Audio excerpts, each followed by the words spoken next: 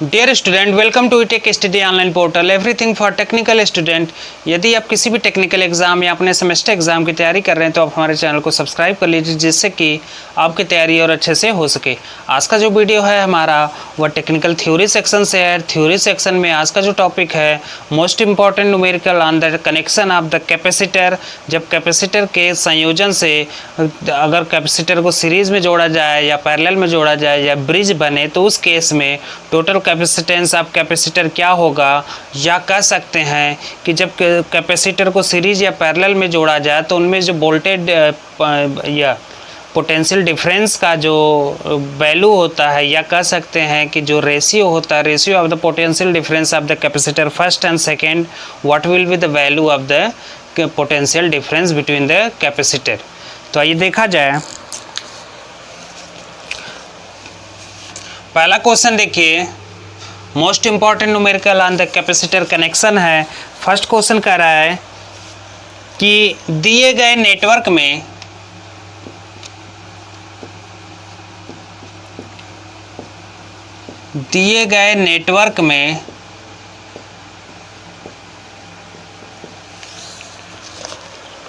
ए और बी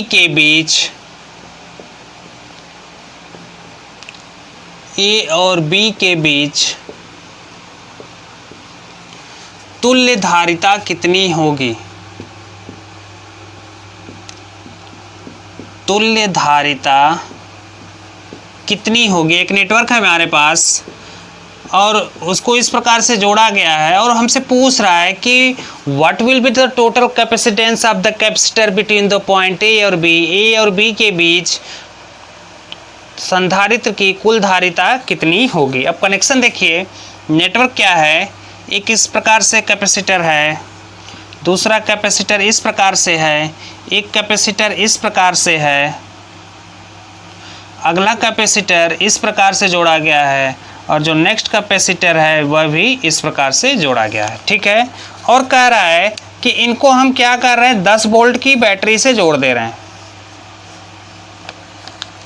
इनको 10 वोल्ट की बैटरी से जोड़ दिया गया और जो टोटल कैपेसिटर है उनका जो कैपेसिटेंस है यह है 10 माइक्रोफैरेड, यह भी है 10 माइक्रोफैरेड, यह भी है 10 माइक्रोफैरेड, यह भी है 10 माइक्रोफैरेड और यह भी है 10 माइक्रोफैरेड और यहाँ पे 10 वोल्ट की एक बैटरी लगी है।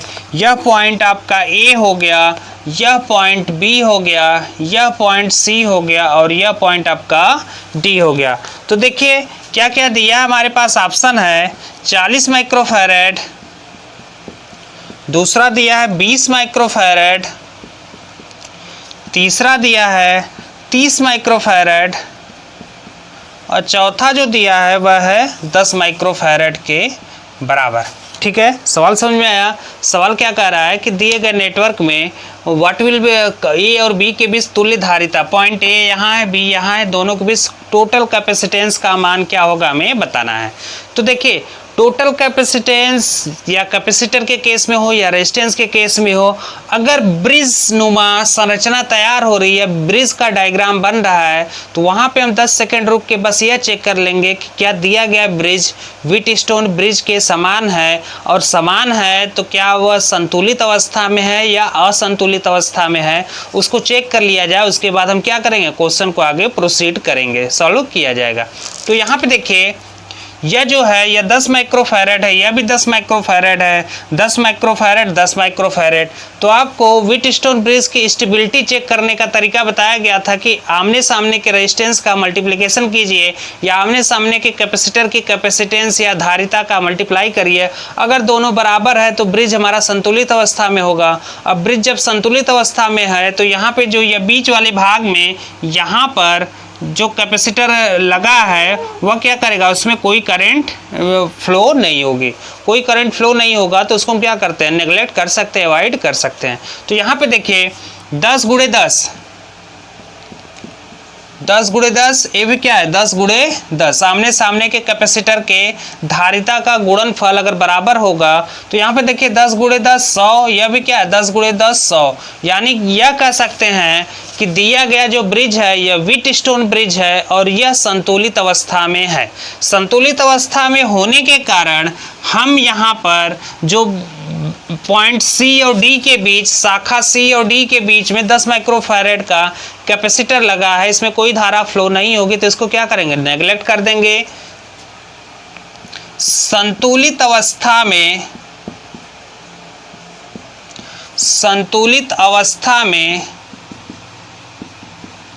सेतु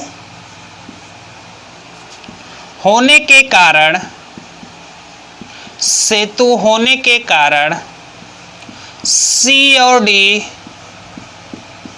में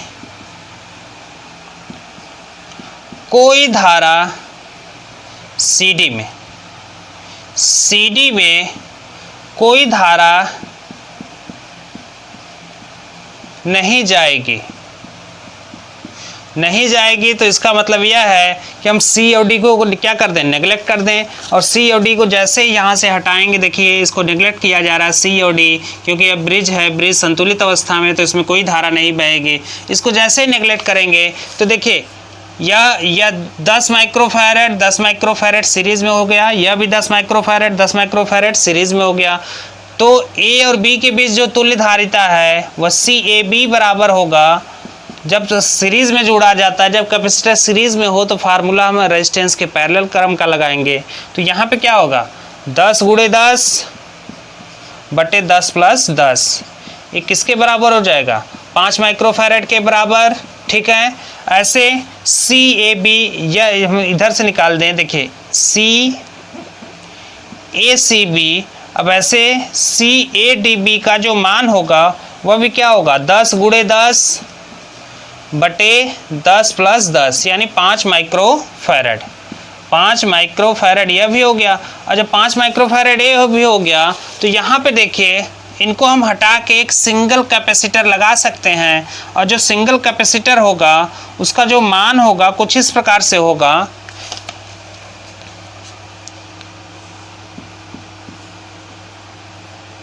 यह हो गया पॉइंट बी, यह हो गया पॉइंट आपका बी, और यह हो गया यह ए। यह 5 माइक्रोफैरेड, यह भी 5 माइक्रोफैरेड आपस में किस क्रम में है समांतर क्रम में है। तो total capacitance of the capacitor कितना हो जाएगा समांतर क्रम में है, तो जो रेजिस्टेंस का फार्मूला लगेगा वह सीरीज का लगेगा। तो 5 प्लस 5 माइक्रोफैरेड कितना हो गया 10 माइक्रोफैरेड के बराबर, यानी जो सही आंसर होगा वह ऑप्शन डी होगा। ठीक है, इंपॉर्टेंट क्वेश्चन था। तो अब देखिए जब भी कभी ब्रिज का फॉर्मेशन हो, ब्रिज बने, सेतु बने, चाहे वह रेजिस्टेंस के केस में हो चाहे कैपेसिटर के केस में हो, वहाँ पे हम 2 मिनट रुक के हम चेक कर लेंगे कि क्या दिया गया ब्रिज संतुलित अवस्था में है कि नहीं। इसका स्क्रीनशॉट ले लीजिए, फिर नेक्स्ट क्वेश्चन कराया जाए।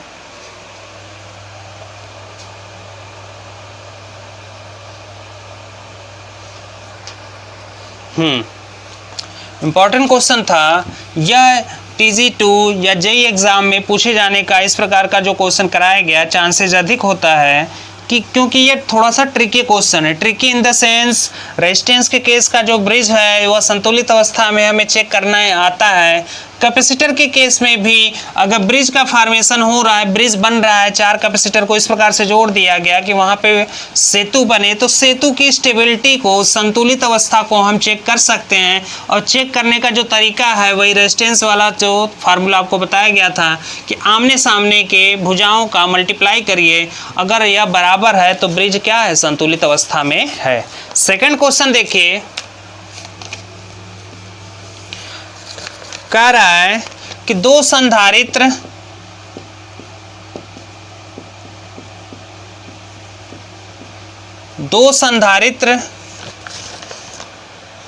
ए और बी, दो कैपेसिटर है ए और बी, 10 वोल्ट स्रोत से जोड़ा जाता है।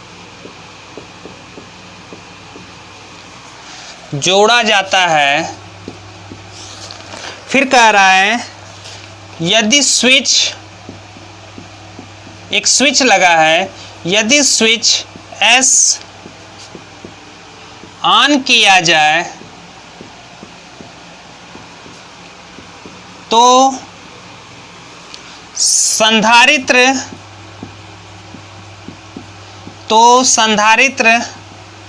पूर्णतः आवेशित हो जाता है, आवेशित हो जाता है। सवाल बढ़िया है, हो जाता है। तो अब देखिए आवेशित हो जाता है तो पूछ रहा है, ऑप्शन दिया हमारे पास। फर्स्ट ऑप्शन है कि पोटेंशियल ड्रॉप ए पॉइंट पर, ए कैपेसिटर पे 4 वोल्ट होगा, वी पे 6 वोल्ट होगा। सेकेंड ऑप्शन देखिए, ए पे 6 वोल्ट होगा, वी पे 4 वोल्ट होगा। थर्ड ऑप्शन देखिए, क्यूए रेशियो क्यूवी, यानी पहले कैपेसिटर के आवेश और दूसरे कैपेसिटर के आवेश का जो अनुपात होगा 1:2 के बराबर होगा। और चौथा कह रहा है क्यूए संबंधे क्यूबी, पहले कैपेसिटर के आवेश और दूसरे कैपेसिटर के आवेश का जो अनुपात होगा 3:2 के बराबर होगा। कुछ इस प्रकार से ऑप्शन दिया गया है। और जो नेटवर्क दिया है, नेटवर्क को ध्यान से देख लिया जाए। नेटवर्क को अगर हम ध्यान से देखेंगे तो नेटवर्क का जो फॉर्मेशन हो रहा है या नेटवर्क जो हमारा बन रहा है वह कुछ इस प्रकार से बन रहा है। यह एक कैपेसिटर यहाँ है, दूसरा कैपेसिटर यहाँ है। यह 10 वोल्ट की आपकी बैटरी हो गई, 10 वोल्ट की बैटरी हो गई। और यहाँ पे एक स्विच S लगा हुआ है, ठीक है। यह देखिए, यह कैपेसिटर A है, यह B है। एक कैपेसिटर का जो कैपेसिटेंस है, धारिता है 2 माइक्रोफैरेड, इसका भी है 2 माइक्रोफैरेड। यह स्विच S है, यह 10 वोल्ट की बैटरी है, ठीक है। कुछ इस प्रकार से हमारा नेटवर्क है। और सवाल कह रहा है कि यदि स्विच S को ऑन किया जाए, यहाँ पे स्विच S है, इसको ऑन किया जाए तो यह दोनों कैपेसिटर पूर्णतः आवेशित हो जाते हैं, ये चार्जेबल हो जाते हैं, चार्ज हो जाते हैं। और चार्ज होने की अवस्था में अगर ये चार्ज हो गए तो दिए गए 4 विकल्प में से कौन सा विकल्प सही होगा हमको बताना है। तो यहाँ पे अगर हम इसको ध्यान से देखें तो 2 माइक्रोफैरेड का जो कैपेसिटर है ये आपस में सीरीज में जुड़ा है, तो उनकी जो तुल्य धारिता हो जाएगी वो कितनी होगी। देखिए CT is equal to CA parallel CB। दोनों किस क्रम में है, समांतर क्रम में है। तो हम यहाँ पे कह सकते हैं कि सीरीज में है, लेकिन जो फार्मूला लगेगा क्या होगा, यह दोनों किस क्रम में है, सीरीज में है। CA और CB श्रेणी में है, श्रेणी में है। फार्मूला कौन सा लगेगा, कैपेसिटर के केस में बताया गया था कि अगर कैपेसिटर श्रेणी में हो तो रेजिस्टेंस के समांतर का फार्मूला लगेगा, अगर कैपेसिटर समांतर में हो तो रेजिस्टेंस के श्रेणी का फार्मूला लगेगा। तो यहाँ पे R1 × R2 अपन R1 + R2 2, यह कितना हो गया 4/4, 1 माइक्रोफैरेड के बराबर, 1 माइक्रोफैरेड के बराबर। टोटल कैपेसिटेंस कितना हो गया, 1 माइक्रोफैरेड के बराबर। अब यहाँ पे देखिए जो टोटल चार्ज है, टोटल चार्ज Q बराबर होता है C × V के बराबर। C कितना है, CT कितना है 1 माइक्रोफैरेड, ठीक है। और जो यह है हमारा V का मान, टोटल वोल्टेज कितना है 10, यानी यह हो जाएगा 10 माइक्रोवोल्ट, 10 माइक्रोवोल्ट के बराबर हो गया। क्या हो गया, टोटल चार्ज। टोटल चार्ज जो हो गया वह 10 कूलम, सॉरी, जो चार्ज का मात्रक होता है वह क्या होता है, कूलम होता है आवेश का मात्रक। तो 10 माइक्रो कूलम का टोटल आवेश हो गया। अब 10 माइक्रो कूलम का टोटल आवेश हो गया तो यहाँ पे जो वोल्टेज पोटेंशियल डिफरेंस हो गया और यहाँ पे जो पोटेंशियल डिफरेंस होगा उसे हम आसानी से निकाल सकते हैं। तो यहाँ पे जो पोटेंशियल डिफरेंस पॉइंट ए पे होगा, VA is equal to total charge बटे ए का जो कैपेसिटर ए है उसकी धारिता C, Q/C के बराबर। तो ये कितना हो जाएगा 10/2 2 दूना 4, 2 + 2 4, ठीक है। यह सीरीज में है तो पैरेलल का फार्मूला लग गया, पैरेलल का लगेगा 4 10 माइक्रोफैरेड के बराबर, तो Q/C तो यह हो जाएगा 10/2, कितना आ जाएगा 5 वोल्ट, ठीक है। VV कितना होगा, VV यानी टोटल चार्ज है, जो Q है यह टोटल चार्ज है, इसको ध्यान रखिएगा। Q क्या है, टोटल चार्ज है। अब C यानी CA, B पॉइंट पे जो कैपेसिटेंस निकालने गए वो CB से डिवाइड करेंगे, तो QT हो जाएगा 10/2 यानी 5 वोल्ट के बराबर। तो यहाँ पे देखिए कहीं ना कहीं जो ऑप्शन दिया है वह हमारा गलत ऑप्शन दिया है। दोनों सिरे पे जो कैपेसिटेंस होगा वह होगा हमारा 5 वोल्ट, यहाँ भी क्या होगा 5 वोल्ट और यहाँ भी क्या होगा 5 वोल्ट के बराबर। दिए गए सवाल और नेटवर्क के आधार पे जो मान दिया गया है उनमें जो कैपेसिटेंस या कह सकते हैं दोनों के सिरे पे जो पोटेंशियल डिफरेंस होगा या विभवांतर होगा वह समान होगा। क्यों, क्योंकि दोनों की धारिता समान है और दोनों 10 वोल्ट के बैटरी से ही संयोजित हैं। तो जो दोनों का जो वोल्टेज या पोटेंशियल डिफरेंस या विभवांतर का जो मान आएगा वो भी क्या होगा, समान होगा। इसको एक बार फिर से देख लीजिए, A B दो कैपेसिटर सीरीज में 10 वोल्ट की बैटरी से जोड़ा गया, इनके साथ एक स्विच है। कह रहा है कि स्विच S को ऑन करेंगे तो यह टोटल जो हमारा दोनों कैपेसिटर है वो पूर्ण आवेशित हो जाते हैं। तो आवेशित अवस्था में जो एक कैपेसिटर पे पोटेंशियल डिफरेंस है और B कैपेसिटर पे जो पोटेंशियल डिफरेंस है, इन 4 ऑप्शन में से हमें बताना है। तो अगर यह सीरीज में है तो टोटल कैपेसिटेंस निकाल लेंगे। तो अगर कैपेसिटर को सीरीज में जोड़ा गया तो वहाँ जो फार्मूला लगेगा रेजिस्टेंस का, पैरेलल का फार्मूला लगेगा। C और CB सीरीज में है तो पैरेलल का फार्मूला लगेगा R1 × R2/R1 + R2, 2 दूना 4/4, 1 माइक्रोफैरेड के बराबर। अब हम क्या करें, टोटल आवेश निकाल लें। तो Q बराबर क्या होता है, C × V। C क्या है, टोटल कैपेसिटेंस, V क्या है, टोटल वोल्टेज। तो यह हो जाएगा हमारा 1 × 10 माइक्रोकूलम के बराबर। जब हमें आवेश पता चल गया, टोटल आवेश हमें पता चल गया, तो यहाँ पे जो विभवांतर होगा VA = Q2/CA यानी टोटल आवेश बटे A पॉइंट का कैपेसिटेंस, कैपेसिटर A का कैपेसिटेंस। तो यह हो जाएगा 10/2 यानी 5 वोल्ट के बराबर, ठीक है। यहाँ जो B पॉइंट पे होगा Q2/CB, तो यह हो गया हमारा 10/2 यानी 5 वोल्ट के बराबर। अब इसको ध्यान देंगे तो यह 2 माइक्रोफैरेड है, Q का मान क्या था 10 माइक्रोकूलम। तो यहाँ से यह माइक्रोकूलम था, यह माइक्रोफैरेड है, तो माइक्रो से माइक्रो कैंसिल हो जाएगा, वोल्ट आ जाएगा। ऐसे यहाँ भी यह हो जाएगा आपका, यह माइक्रोकूलम है, यह माइक्रोफैरेड है। जब इसको हल करेंगे तो यह भी 5 वोल्ट के बराबर आ जाएगा। दिए गए ऑप्शन में से जो हमारा ऑप्शन था उसमें कहीं ना कहीं त्रुटि थी सवाल के आधार पर, तो किसी हम एक ऑप्शन को क्या करेंगे, मान लेंगे कि VA बराबर 5 वोल्ट, दूसरा VB बराबर 5 वोल्ट के बराबर। ये इंपॉर्टेंट क्वेश्चन है, इसका स्क्रीनशॉट ले लीजिए।